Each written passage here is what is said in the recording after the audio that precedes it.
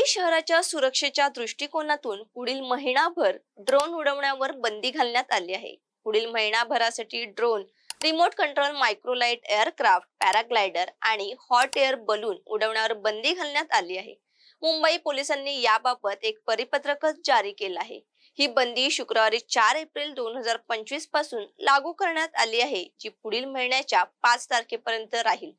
दहशतवादी किंवा राष्ट्रविरोधी घटकांचा वापर करून दहशतवादी हल्ला तसंच शहरातील व्हीव्हीआयपी व्यक्तींना लक्ष्य करण्यासाठी याचा वापर केला जाऊ शकतो।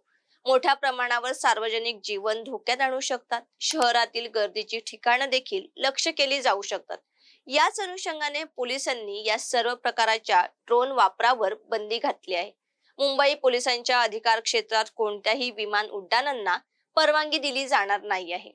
मुंबई पोलिसांचे अधिकार क्षेत्र आणि डीसीपीच्या परवानगी विना हे ड्रोन वापरण्यात आले तर कडक कारवाई केली जाणार आहे। या आदेशाचे उल्लंघन करणाऱ्यांविरोधात भारतीय न्याय संहिता 223 नुसार कारवाई केली जाणार आहे। उडत्या वस्तूंद्वारे होणारे संभाव्य तोडफोड रोखण्यासाठी शहरात अशा घटकांच्या कारवायांवर काही निर्बंध घालण्याची आवश्यकता आहे, ज्यासाठी काही प्रतिबंधात्मक उपाययोजना करणे देखील गरजेचे आहे, असे जारी केलेल्या परिपत्रकात नमूद केले आहे। ही माहिती आवडली असेल तर आमच्या इन्स्टा, FB तसेच YouTube चॅनलला फॉलो करा। धन्यवाद।